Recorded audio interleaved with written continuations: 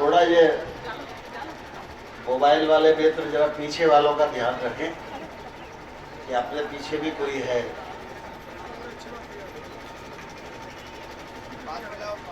आज के इस कार्यक्रम में हम सबके मध्य उपस्थित नाबार्ड के चेयरमैन आदरणीय जी.आर. चिंताला जी, जेके टायर इंडस्ट्री के वाइस प्रेसिडेंट आदरणीय बाजोरिया साहब, जेके ट्रस्ट से आदरणीय राम भटनागर साहब, जनता पार्टी के अध्यक्ष डॉक्टर योगेश पाल गुप्ता जी, हमारे राज्य पिछड़ा वर्ग वित्त विकास निगम के चेयरमैन आदरणीय रघुराज कंसाना जी,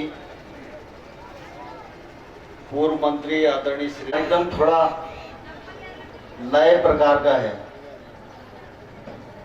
ऊपर नेता कम है, नीचे नेता ज्यादा है, क्योंकि ये कार्यक्रम कॉरपोरेट कंपनियों के द्वारा आयोजित है, इसलिए इसमें राजनीति का ध्यान कम रखा गया है।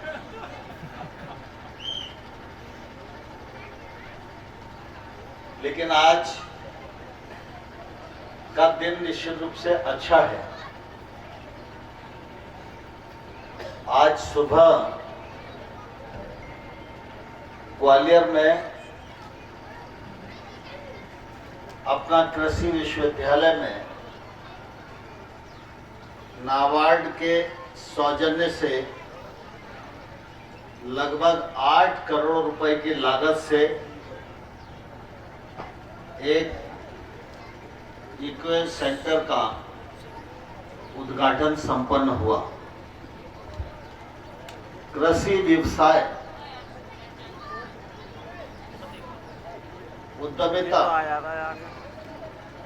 यह आगे बढ़ सके, इसके लिए सभी प्रकार का सहयोग, मार्गदर्शन, तकनीक, उपकरण, स्थान, साधन, जानकारी किसी भी युवा उद्यमी को मिल सके और वह उस सेंटर में जाए, 2-4 महीने तक अपना कामकाज करे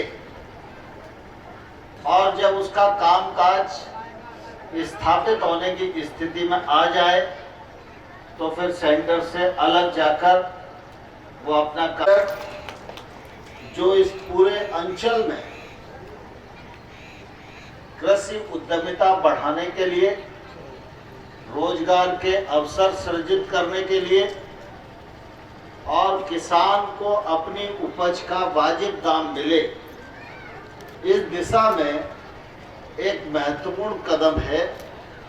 इसके लिए नाबार्ड ने अपनी यूनिवर्सिटी को सहयोग दिया और सहयोग देकर पूरा भवन सारे उपकरण से सुसज्जित बनाया और सिर्फ इतना ही नहीं, इसके बाद वो चले नाबार्ड से कर्जा लिया और उसके बाद प्रधानमंत्री आवास योजना का संचालन आगे बढ़ा। और आज हमारे लिए बहुत प्रसन्नता की बात है और साथ ही साथ स्व सहायता समूहों की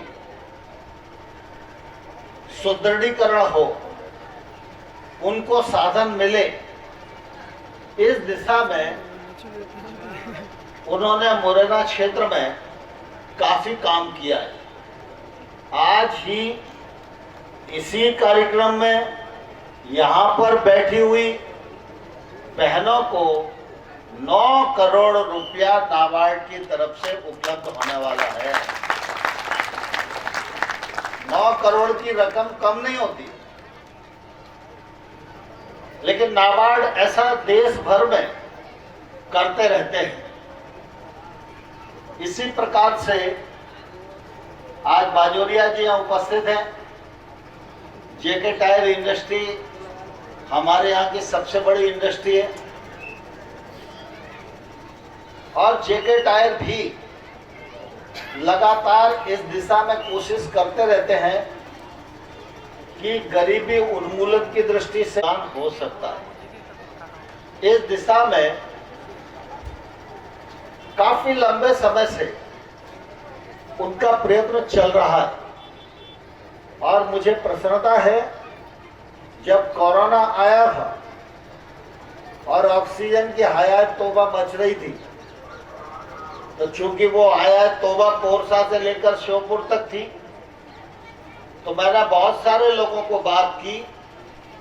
लेकिन जब बाबू सिंघानिया जी को मैंने फोन किया तो मैंने कहा मुरैना में आप तो एक बड़ा संयंत्र लगा दो, तो ये बहुत मुरैना की जनता के लिए बड़ा जीवन दान हो जाएगा। मुझे खुशी है और मैं उन्हें धन्यवाद देना चाहता हूँ। लगभग 1 करोड़ रुपए की लागत से वो ऑक्सीजन प्लांट उन्होंने स्वीकृत किया, जो आज मुरैना के अस्पताल में लग गया।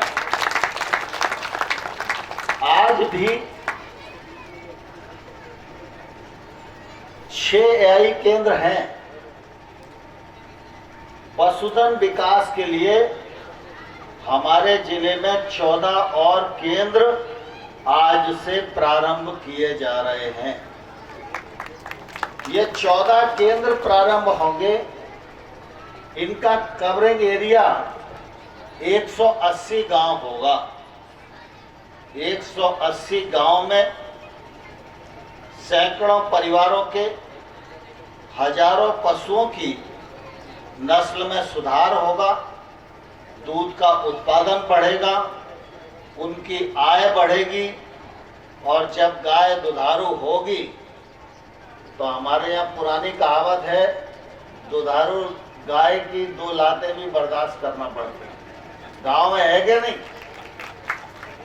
तो अगर गाय दूध देगी तो फिर गाय घर में बांधेगी और जब गाय घर में बंधेगी तो निश्चित रूप से जो आजकल गांव में लोग चिंता करते रहते हैं कि भाई साहब बाकी तो सब ठीक है लेकिन चौपों का क्या करें, तो चौपों का हल गौशाला नहीं है। चौपों का हल है चौपों की उपयोगिता बढ़ाना, अपनी प्रकृति से जुड़ना, और उपयोगिता बढ़ेगी तो इसका निराकरण आने वाले कल में होगा। गांव में जो गांव का अर्थशास्त्र है वो हम सब लोग भली भांति जानते हैं।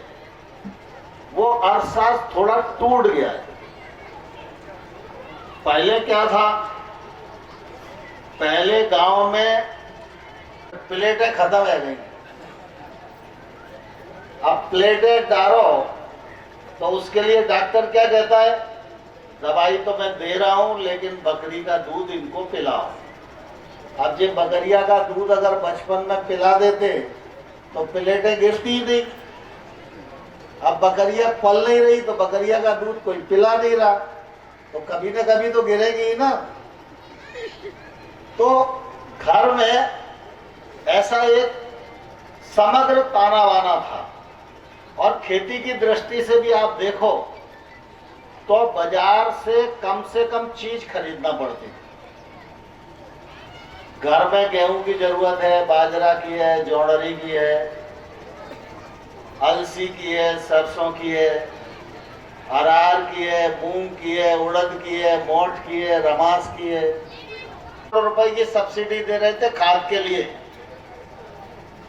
अब इस बार मोदी जी ने बढ़ा के 1,05,000 करोड़ रुपया बजट में प्रावधान किया, क्योंकि खाद इंपोर्ट करते हैं, कभी भी कीमत बढ़ जाती है। पिछले बार डीएपी का कट्टा था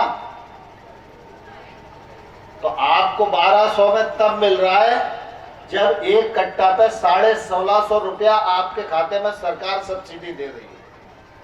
अगर 1650 रुपया न दे, खर्चा बचेगा तो घर में ही बचत होने वाली है। ठीक इसी प्रकार से पशुधन का जो प्रचलन गांव में कम हो रहा है, उसको हमें और बढ़ाने की जरूरत है। हम लोग अभी कीमत नहीं समझ रहे, लेकिन कई देश ऐसे हैं जिन देशों में दूध के अलावा कुछ नहीं होता है, सिर्फ दूध ही दूध पैदा होता है। और दूध में भी भैंसे नहीं है, वहां भैंसे सिर्फ हिंदुस्तान में ही है, दुनिया के और किसी देश में भैंस नहीं पाई जाती, सब जगह गाय है। और जैसा चिंताला जी बता रहे थे, कई जगह की गाय 100 लीटर दूध देती है, 50 लीटर दूध देती है। हमारे यहाँ की गाय 2 किलो दूध देती है। तो हमारे और उनमें कितना अंतर है। उनकी पूरी अर्थव्यवस्था दूध पर ही निर्भर करती है। जो डेयरी चलाता है वो दूध का उत्पादन करता है, जो प्रोसेस करता है वो तमाम सारे वस्तुएं बनाता है, और खुद भी वो अपने देश में उपयोग करते हैं, और पूरे आसपास के देशों में उनका निर्यात भी होता है। हमारे यहाँ हिंदुस्तान में एक गाय बड़ी उच्च कोटि की नस्ल है, गिर गाय हमारे यहाँ गुजरात और राजस्थान के कुछ इलाकों में होती थी। गायों में सबसे श्रेष्ठ गाय गिर है। उसके दूध को तमाम सारे वैज्ञानिकों ने भी टेस्ट कर लिया, उससे अच्छा दूध किसी गाय का नहीं। बहुत अच्छी गुणवत्ता की गाय है, इतना बड़ा कान होता है उसका। वो गाय हमारे यहाँ से ब्राजील गई। आज पूरे करना चाहिए कि अपने चौपों की नस्ल सुधारें, उनका दूध बढ़ाएं। घर में मोड़ा मोड़ी होता है, अगर थोड़ा बहुत तकलीफ रहे उसको, तो हम चिंता करते कि नहीं करते बताओ। आंख में तकलीफ हो जाए, पैर में तकलीफ हो जाए, कहीं घुटना मुड़ जाए, कहीं अंगुलियां मुड़ जाए, तो अपन कोशिश करते हैं ना कि बड़ा होने से पहले 10 डॉक्टरों को दिखाते हैं, मोड़ा ठीक हो जाए। जैसा नहीं हो, ब्याह करने जाए तो आदमी कहे उमरिया टेढ़ी है। तो जे चौपे आपके मोड़ा मोड़ी नहीं है क्या? जैसे हमारे मोड़ा मोड़ी है, तो चौपे भी हमारे ही मोड़ा मोड़ी है। भगवान ने जब सृष्टि की रचना करी तो आपको तो बुद्धि दे दी, जमीन दे दी, जायदाद दे दी, रहने को घर दे दिया, मोड़ा मोड़ी दे दिए, नाते रिश्तेदार दे दिए, सब दे दिए। चौपों को तो कुछ नहीं दिया। चौपों को आदमी के भरोसे छोड़ा। बस चौपों को ये ताकत का घर के अर्थशास्त्र पर भी फर्क पड़ता है। इसलिए कोई भी पशु है वो पशु उपयोगी बनना चाहिए। उस पशु से इतनी तो इनकम होनी चाहिए कि हम उसको अच्छे से खिला पिला सकें, और 1-8 किलो 2 किलो दूध बच जाए तो अपने घर में भी हम उसका उपयोग कर सकें। ये जो कार्यक्रम है, ये कार्यक्रम आपका 2 लीटर जो गाय दूध देती है, इस कार्यक्रम के माध्यम से वो कम से कम 5-6 लीटर पर आ जाएगी जब दूसरी बार भी आएगी। तो अब जेके ट्रस्ट और नाबार्ड की जिम्मेवारी नहीं है, ये जिम्मेवारी हम लोगों की भी है। इनके वॉलंटियर्स यहाँ हैं और 14 केंद्रों पर रहेंगे। हम सब लोगों को भागीदार होना चाहिए, और ये बहुत महत्वपूर्ण कार्यक्रम है एग्रीकल्चर की इकोनॉमी बढ़ाने के लिए और ग्रामीण की इकोनॉमी बढ़ाने के लिए। अगर दूध घर में हो जाएगा तो आमदनी अपने आप ही दोगुनी हो जाएगी। अभी दूध से होने वाली आमदनी कम हो रही है, इसलिए किसान को तकलीफ है। इसलिए यह कार्यक्रम निश्चित रूप से बहुत ही महत्वपूर्ण है। इसके लिए मैं जेके ट्रस्ट और नाबार्ड दोनों को हृदय से बहुत बहुत धन्यवाद देना चाहता हूँ। कोरस एक ऐसा पॉइंट है जहां लगभग 20-22 हजार गाय एक ही पॉइंट पर रहती है। वो एक्चुअल में किसान कम है, वो पशुपालक ही है, उनके पास खेती की जमीन नहीं है और एक लंबे कालखंड में कभी वो कहीं से आए होंगे, उनके पास रहने को घर नहीं था, वहां गाय खूंटा पर नहीं बनती, ऐसा अहाता बना हुआ है जंगल में। गाय शाम को मेरे अहाते में 50 गाय हैं तो मेरे अहाते में आ जाती हैं, जितनी दूध देती है मैं उनका दूध निकाल लेता हूँ और सवेरे उनको चराने ले जाता हूँ। कोई दाना पानी नहीं खिलाया जाता, ऐसी उनकी हैसियत नहीं है। उनके पैदा हुई वहां पर गिर गाय देखने को नहीं मिलती। ये सारी की सारी गिर गाय, लेकिन इनके मालिकों को भी इस बात का अंदाज नहीं था कि ये गिर गाय है, तो बीच में थोड़ी बहुत क्रॉस भी हो गई। मैं भी बीच में गया था, मैंने सबको इकट्ठा करके कार्यक्रम किया, उनके रहने वहने की व्यवस्था कर रहे हैं। वहाँ ग्रामीण विकास से हम लोगों ने एक चिलिंग प्लांट भी लगाया है और आरपीएल की एक कंपनी है मालव मिल्क प्रोड्यूसर कंपनी, उससे उसको लिंक किया है। लेकिन मेरा आग्रह होगा कि गिर का सीमेंस, इसको लेकर एक सेंटर अगर वहां स्थापित किया जाए तो ये नस्ल को पूरा का पूरा बचाया जा सकता है और एक गिर का बड़ा क्लस्टर हम हिंदुस्तान में बचा सकते हैं। वहां से गिर को बढ़ा सकते हैं, वहां से गिर को पूरे देश में फैला सकते हैं और जो गिर विलुप्त होती जा रही है वो गिर हमारे नजदीक पड़ी हुई है लेकिन हमारी लापरवाही का शिकार है।